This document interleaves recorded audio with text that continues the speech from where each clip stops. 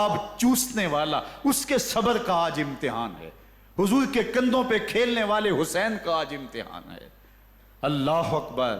حسین ابن علی تمام حجت کرتے ہیں، میں نے تمہارا کچھ نہیں بگاڑا، میں نے کسی کا خون نہیں کیا، میں نے کوئی زیادتی نہیں کی، تم کیوں میرے قتل کے در پہ ہو؟ تم جانتے نہیں میں کون ہوں؟ میں تمہارے نبی کا نواسا ہوں، رسول اللہ صلی اللہ علیہ وآلہ وسلم کے کندھوں پہ کھیلتا رہا ہوں، حضور کا لعاب چوستا رہا ہوں، اور میں بوسہ گاہ رسول صلی اللہ علیہ وآلہ وسلم ہوں۔ لیکن ان اشقیاء کے دل پر کوئی چیز اثر انداز نہیں ہوتی۔ ایک ہور ہے، اللہ اس کے دل میں نرمی ڈالتا ہے۔ پہلے تو امام حسین کو گھیر کے لے کر کے آتا ہے، لیکن بعد میں وہ قافلہ یزید سے قافلہ حسین کی طرف آ جاتا ہے۔ امام حسین فرماتے ہیں تو دنیا میں بھی ہور ہے، آخرت میں بھی ہور ہے، آزادی مل جاتی ہے۔ باقی 22,000 کا لشکر جرار امام حسین کے قتل کے در پہ ہے۔ پھر تاریخ نے خاندان نبوت کا وہ انوکھا امتحان دیکھا۔ حضرت امام حسین کے بچے، بالخصوص خواتین، پیاس کی شدت میں حلق خشک ہیں۔ حضرت سکینہ تڑپ کے اپنے باپ سے کہتی ہیں کہ مجھے 6 ماہ کے علی اصغر کی پیاس نہیں دیکھی جا رہی۔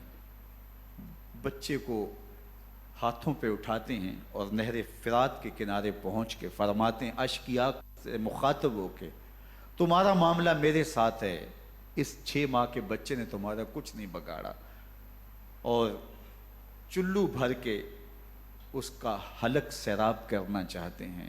ایک 2 شاخہ تیر آتا ہے جو حضرت علی اصغر کے گلے کو چیر دیتا ہے۔ راوی لکھتے ہیں کہ وہ عام تیر نہیں تھا، جانوروں کو شکار کرنے کے لیے جو بڑے تیر ہوتے ہیں وہ 2 شاخہ تیر تھا۔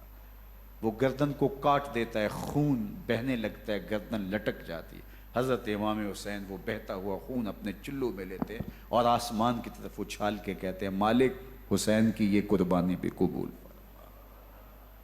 یہ تماشا لب بام نہیں ہے، بچہ بیمار ہو ڈاکٹر جواب دے دیں، ماں باپ کے ہاتھ پھول جاتے ہیں، زندگی کی سانسیں ابھی چل رہی ہوتی ہیں، لیکن ڈاکٹر کہے کہ یہ میرے بس کا روگ نہیں ہے، کہیں اور لے جاؤ، تو زندگی کا لف و نشر غیر مرتب ہو جاتا ہے۔ میں سلام پیش نہ کروں حسین ابن علی کو، 6 ماہ کا علی اصغر ہاتھوں میں دم توڑتا ہے، گردن لٹک جاتی ہے، خون بہ رہا ہے۔ اب خیموں کی طرف بڑھ رہے ہیں، لیکن زبان پہ شکایت نہیں ہے، کہتے ہیں مالک حسین کی یہ قربانی قبول کر لے۔ اب خیموں کی طرف آنا، شہر بانو، ام رباب، سیدہ زینب، حضرت سکینہ سلام اللہ علیہا کا سامنا کوئی آسان کام نہیں تھا، لیکن حسین ابن علی آتے ہیں، شہزادے کو یہاں خیموں کے قریب رکھ کے کہتے ہیں کہ یہ حوض کوثر سے سیراب ہو گیا ہے۔ اللہ اکبر۔ کوہرام مچ جاتا ہے خیموں کے اندر، کیا منظر ہوگا، اور ان کو کن الفاظ کے پیرائے میں ڈھال کر کے ان کیفیات کو بیان کیا جا سکتا ہے جو اہل بیت کے خیموں کے اندر علی اصغر کی شہادت کے بعد کا منظر رقم ہو رہا ہوگا۔ اللہ اکبر۔ ادھر اشقیاء آوازیں دے رہے ہیں، مبارزت کے لیے پکار رہے ہیں۔ زمانے نے پھر وہ منظر بھی دیکھا کہ جوان بیٹے کو 18 سال کی کمائی حضرت امام حسین میدان عمل میں بھیج رہے ہیں۔ وہ علی اکبر جو حسین کا نور نظر ہے، آنکھوں کا قرار ہے، دل کی تسکین ہے۔ اور پھر حضرت علی اکبر جب گھوڑے کی زین سے فرش زمین پہ گرتے ہیں تو باپ کو آواز دیتے ہیں، اور حضرت امام حسین جو ہے وہ آگے جا کے بیٹے کی لاش اٹھاتے ہیں۔ اللہ اکبر۔ 18 سال کے بیٹے کی لاش کو کندھوں پہ اٹھا کے خیموں تک لاتے ہیں اور ہاتھ پھیلا کے کہتے ہیں مالک حسین کی یہ قربانی بھی قبول فرما لے۔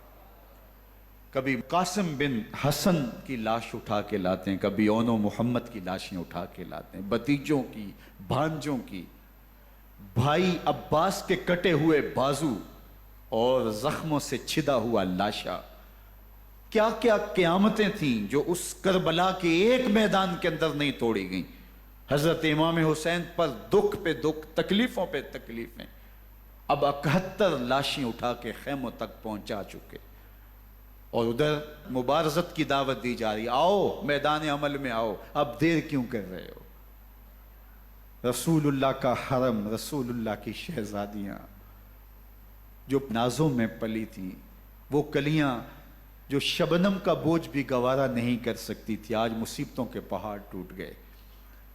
حضرت امام حسین کبھی شہربانوں کو، کبھی ام رباب کو دلاسا دیتے ہیں، کبھی حضرت زینب کو کہتے ہیں۔ حضرت زینب کربلا کے اس میدان کے اندر بڑے حوصلے کے ساتھ اپنے بھائی کے ساتھ کھڑی رہی، اپنے 2 بیٹے راہ خدا میں پیش کیے، ان کی لاشیں وصول کی، لیکن زینب جس جرأت کے ساتھ، جس پامردی کے ساتھ اس سارے منظر کو حوصلے کے ساتھ سہتی رہی، وہ یقیناً حوصلہ سیدہ زینب سلام اللہ علیہا کا ہی ہے۔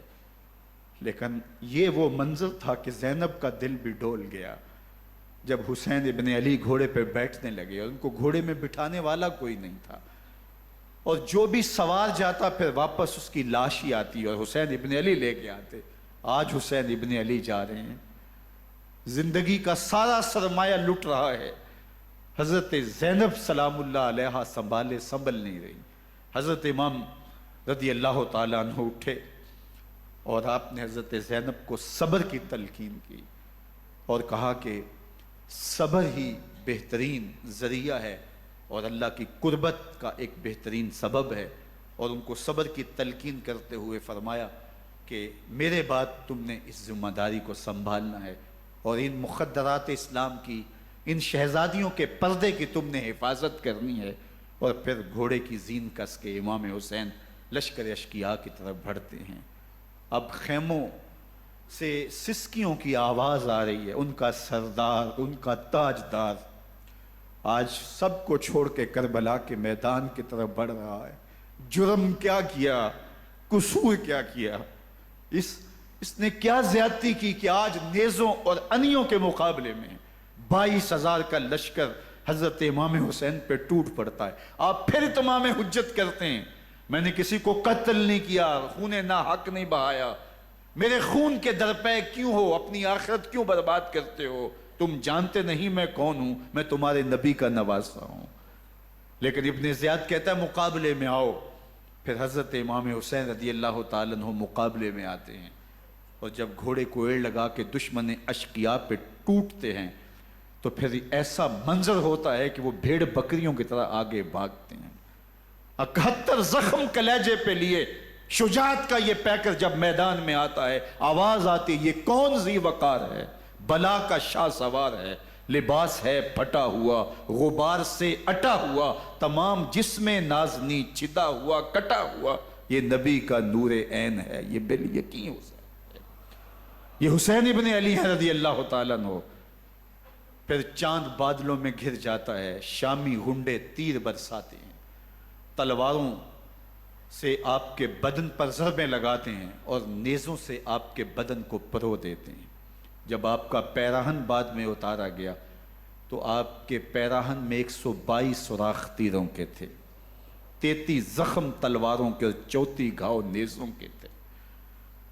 جب گھوڑے کی زین سے فرش زمین پر آئے بدن چھلنی تھا، زخم زخم سے خون بہ رہا تھا، 3 دن کا پیاسا حسین، اللہ اکبر، بدن زخموں سے چور، 71 لاشیں کلیجے پہ لیے، مخدرات اسلام کے پردے کا خیال دل میں الگ ہے، لیکن گھوڑے کی زین سے جب فرش زمین پہ امام حسین آتے ہیں، زبان پہ ہائے نہیں، نالا و شیون نہیں، چیخ و پکار نہیں، آتے ہی پیشانی سجدے میں رکھتے ہیں اور پکارتے ہیں اللہم ردن بقضائک وصبرن علی بلائک تسلیما لامرک سبحان ربی الاعلی۔